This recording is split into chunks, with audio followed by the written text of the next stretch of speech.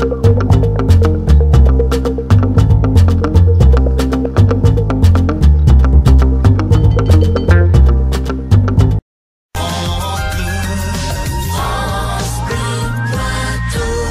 8h10, bonjour Pascal Roche. Bonjour. Votre invité est le président du groupe socialiste au Conseil général de la Vienne, Jean-Daniel Blussot. Oui, c'est le nouveau chef de file de l'opposition. Bonjour Jean-Daniel Blussot. Bonjour. Merci d'être avec nous. Il fallait changer les choses au Conseil général. Votre prédécesseur ne donnait pas satisfaction au groupe socialiste ? Nous n'avions absolument rien à lui reprocher. Une seule chose, il a pris la décision lui-même d'arrêter. Il l'avait annoncé d'ailleurs.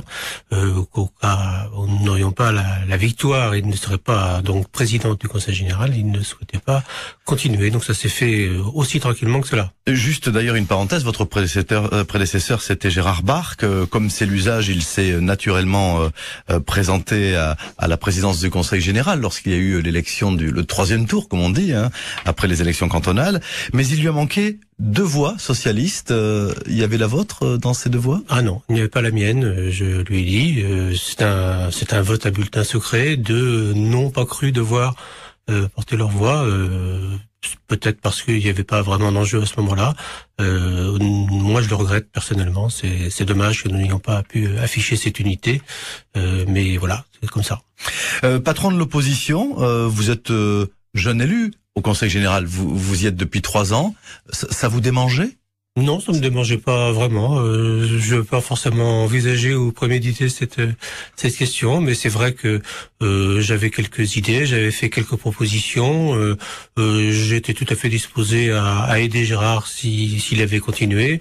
Donc, comme la question se posait, j'ai proposé ma candidature. Alors, le chef de file des socialistes, qu'est-ce qu'il va faire ? Il va changer de cap. Il va mettre une barre peut-être plus à gauche. Je ne sais pas, plus à gauche, je ne sais pas. Peut-être effectivement tenir un peu plus compte du climat politique, de la situation politique.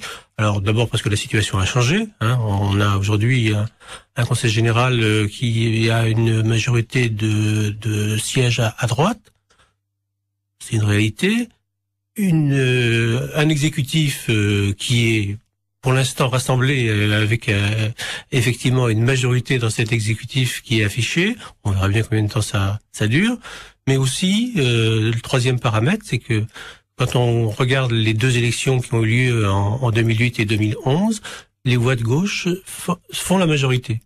Donc les électeurs sont plus nombreux à gauche qu'à droite. Mais dans la manière d'amener le débat ou de porter ou de développer le débat, quelle attitude, quelle posture vous allez avoir ? Celle de quelqu'un de combattant ou celle de quelqu'un comme l'était Gérard Barque, plus dans le consensus ? Alors certains lui ont reproché d'ailleurs d'être trop dans le consensus et du coup on voyait plus très bien les lignes. Ça rendait un peu flou la situation politique entre gauche et droite.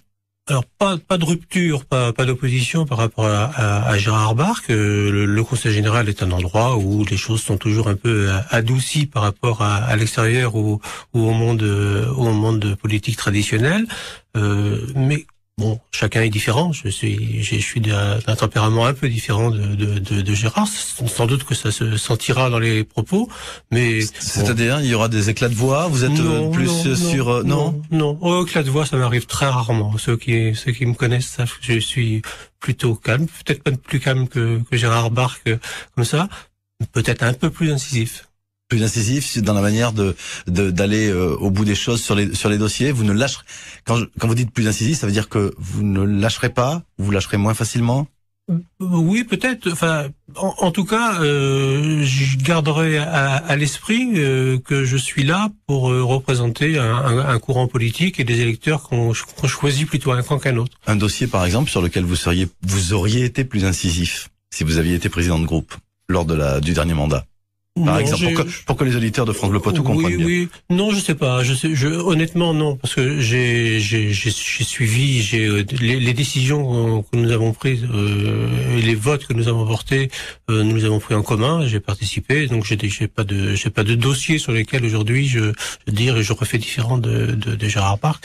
Forcément dans la méthode, forcément dans le tempérament, mais je n'ai pas eu de sujet pour lequel j'ai été en rupture. Bon, de toute façon, il vaut mieux qu'il n'y ait pas deux gauches à Poitiers, parce que vous savez qu'il y a Alain Claes qui travaille en parfaite harmonie avec le Conseil général. Il faudrait pas que le Parti socialiste, du Conseil général, n'arrive plus à travailler en harmonie avec le Conseil général. Ça ferait un peu bizarre au sein de la même famille politique. Alors oui, de toute façon, moi je ne vois pas de matière à ce qu'il y ait effectivement cette coupure, cette césure. J'ai l'habitude de travailler avec Alain Claes depuis de nombreuses années, et en particulier depuis qu'il est maire de Poitiers. Certes, c'est une responsabilité qui nécessite une certaine autonomie.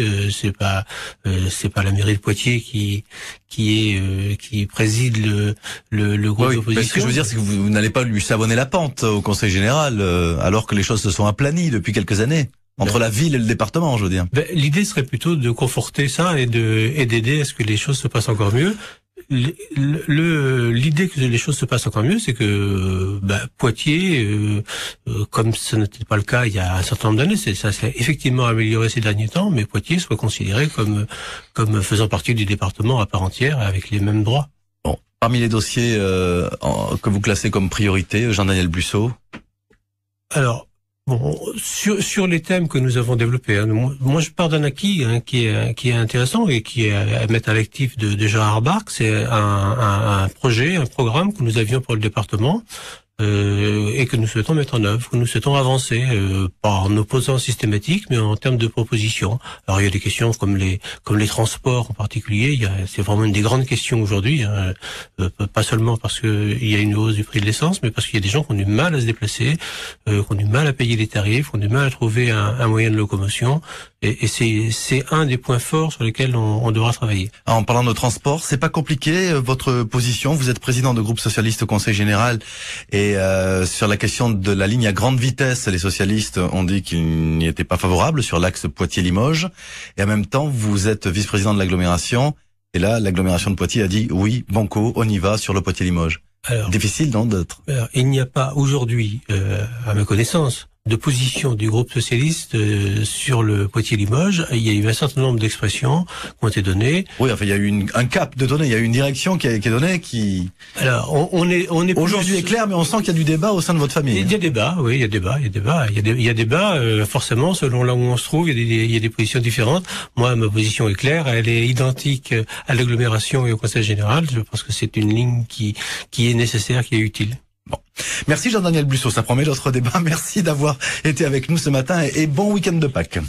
Merci à vous, messieurs. L'invité est à écouter ou à réécouter sur notre site internet bleupoitou.com. Il est 8h17.